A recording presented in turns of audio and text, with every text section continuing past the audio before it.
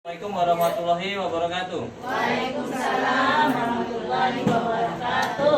Ibu-ibu kelompok kenanga, terima kasih telah hadir pada pertemuan kita kali ini di pertemuan PKH dengan materi PPA ya, pengasuhan dan pendidikan anak atau menjadi orang tua yang lebih baik bagaimana ya. Untuk pada kali ini kita modulnya PPA sesi 1. Sesi 1 di sini ialah tips menjadi orang tua yang hebat, ya Ibu ya. Jadi di sini yang pertama mengingat hal yang membahagiakan sebagai orang tua. Jadi kita sebagai orang tua harus mengajari anak untuk bagaimana anak itu mengingat hal yang positif dari orang tuanya. Jadi kalau kita bersikap baik kepada anak, pasti anak itu akan sayang kepada kita dan melihat hal-hal yang positif ke orang tuanya kan. Contohnya di sini ada anaknya namanya Ita kebetulan. Ita sayang sama ibu karena memang ibunya baik ya. Jadi anak itu memiliki kesan bahwasanya orang tuanya itu adalah orang tua yang baik bagi dan menyayangi anaknya, sehingga menimbulkan hal-hal yang baik sebagai orang tua pada anak. Jadi tentu kita sebagai orang tua pasti ibu-ibu juga pernah ya, anak-anak pasti seperti itu ya, ibu saya sayang sama ibu baik atau dan lain sebagainya. Kemudian di sini ada selanjutnya sejalan antara perkataan dan perbuatan. Jadi sebagai orang tua, terutama kita di sini kebetulan yang banyak hadir ibu-ibu, kita harus di sini sejalan perkataan dengan perbuatan. Kalau kita menyuruh anak bersih-bersih, orang tuanya juga harus rajin bersih-bersih. Misalnya mengajari nyapu, memang orang tuanya juga hobi bersih-bersih ya. Bukan orang tuanya main HP terus anaknya suruh nyapu, itu berarti tidak baik untuk dicontoh kepada anak. Ya. Kemudian di sini ada selalu berusaha melihat hal positif yang ada dalam diri Anda. Jadi sebagai orang tua kita juga harus senantiasa melihat hal yang positif dari diri kita. Artinya apa ibu-ibu? Ibu-ibu bisa ini enggak? Mungkin ada yang tahu bisa menjelaskan ini? Selalu berusaha melihat hal positif yang ada dalam diri Anda atau diri kita sebagai orang tua. Dari contoh gambar ini mungkin ibu bisa lihat dulu. Ada yang tahu nggak? Melihat hal yang positif di dalam diri kita sebagai orang tua. Misalnya beda sekolah apa itu kan? Gimana ibu? Ambil contoh umpamanya ngomong santun. Ya, kalau ya itu. Kalau yang itu masuk ke kategori yang ini ibu tadi, sejalan dengan perkataan dan perbuatan. Ya. Kalau untuk yang ini selalu berusaha melihat hal positif yang ada dalam diri kita sebagai orang tua adalah kita sebagai orang tua harus realistis dengan keadaan. Tidak perlu membanding-bandingkan kita dengan orang tua yang lain. Contohnya kalau kita memang hidupnya seadanya ya tidak perlu membandingkan dengan orang yang mungkin tetangga kita lebih dari kita. Contoh di gambar ini kan ibu-ibu, yang ini agak ini ya, yang ini sederhana gitu, bajunya sederhana, lebih sederhana. Jadi nggak perlu membandingkan dengan orang tua yang lain seperti itu. Sehingga anak kita juga nanti realistis hidupnya, tidak banyak angan-angan ataupun ngarang cerita. Jadi sebagai orang tua kita nggak perlu kalau bahasa Indonesianya lebay-lebay ya. Ya kalau hidupnya begini ya bilang begini atau tunjukkan begini adanya kepada anak. Jadi anaknya juga tidak lebay dalam mencontoh kita sebagai orang tua.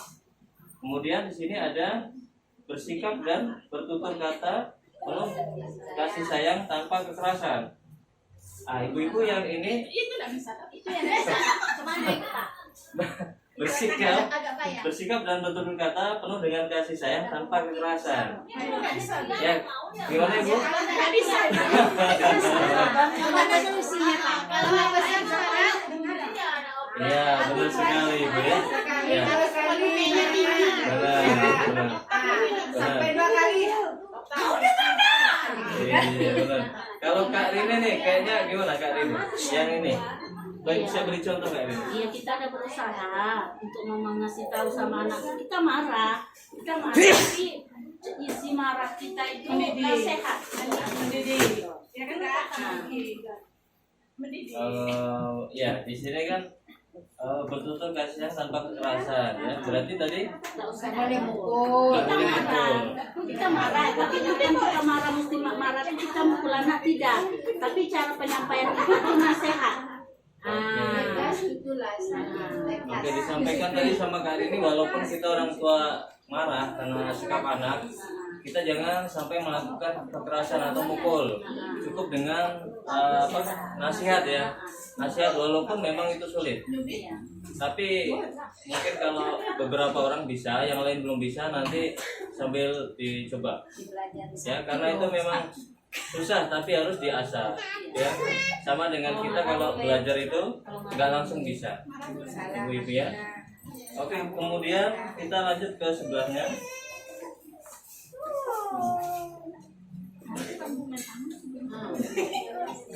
Untuk selanjutnya ini ada tips menjadi orang tua hebat. Ya. Di sini ada ayah dan ibu saling bekerja sama dalam mengasuh anak. Jadi salah satunya ayah dan ibu bekerja sama dalam mengasuh anak. Ya. Mengasuh anak tuh kayaknya bisa deh, tapi kalau untuk memimpin anak tuh kayaknya berat sebelah. Oh, jadi kalau harus keduanya bekerja sama berat sebelah, berarti banyak ke ibu-ibunya. Nah, masuk tuh Kak. Iya, benar Kalau sekali. menjaga Kadang gimana deh? Pagi pulang nanti jam 1 malam. Contoh laki kakak pagi pulang jam 2 malam. Kondak jam 8 9 kapan dia untuk apa anak? Oke, Anaknya Bu. ngorok dia baru Ya.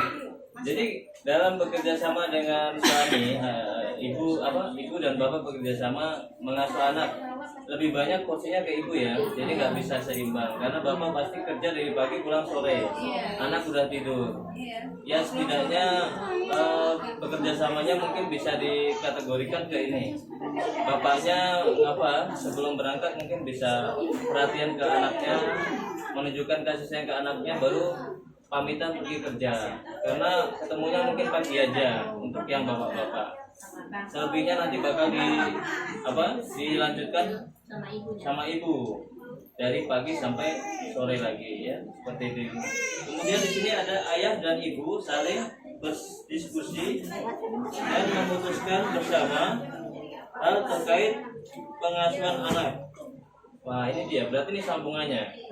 Jadi berarti di sini walaupun bapak sibuk kerja dari pagi sampai sore, diskusikan apa yang baik buat anak ya. Walaupun bapak mungkin tidak setiap hari jumpa, nanti ibunya cerita itu ke bapaknya bagaimana anaknya nanti diputuskan itu, kayak misalnya belajar anaknya bagaimana, sekolah anaknya bagaimana nanti. Pertama masalah biaya.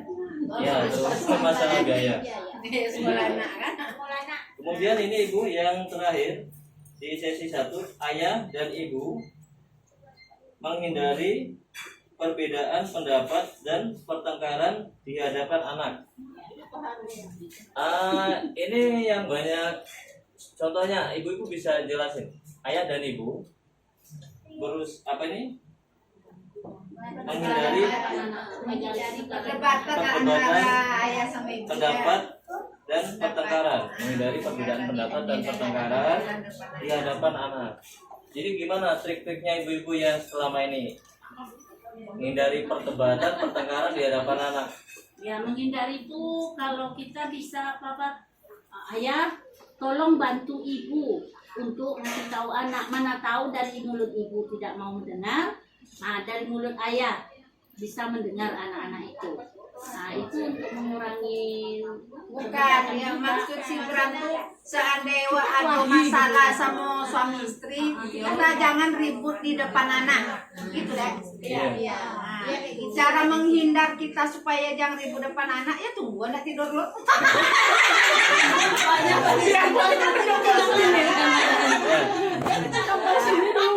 Ini gambar. Ya, gimana Kak? Suami kita ngomong. Ya.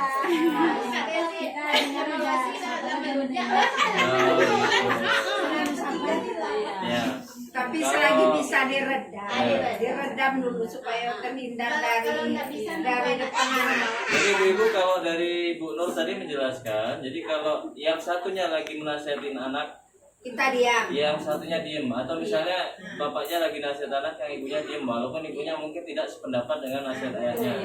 Nanti kalau anaknya sudah tidak ada, baru diskusi lagi. Ya, diskusi lagi, Pak tadi nasihatnya kurang bagus, bagusnya begini. Begitu juga kalau ibu-ibu lagi nasihatin, lagi kadang kan memang apa ya, ibunya nasihatin ada nada marah, bapaknya diem dulu supaya jangan berantem berdebat di depan anak. Ya, saya juga sering begitu, saya mending diem. Ya, terkadang memang anak itu ada yang sensitif. Jadi kalau kita berdebat, walaupun tidak keras atau tidak berantem, berdebat biasa saja, nadanya agak keras sedikit, anak itu langsung minder loh, langsung. Ada anak yang cuek, ada anak yang sensitif. Itu langsung nangis biasanya. Jadi kalau dalam hal itu ya kita langsung sadar diri, kita jangan lanjutin. Berarti anak kita sensi terhadap keributan atau pertengkaran antara ayah dan ibu, karena menurut dia itu mungkin kekerasan. Jadi kalau bisa di hadapan anak dan dibiasakan untuk tidak perbedaan pendapat dengan bapaknya itu kemudian keras-kerasin ya. Salah satu ngalah dulu. Itu salah satu triknya. Jadi itulah tadi salah satu yang sudah kita jelaskan antara 3 poin ini.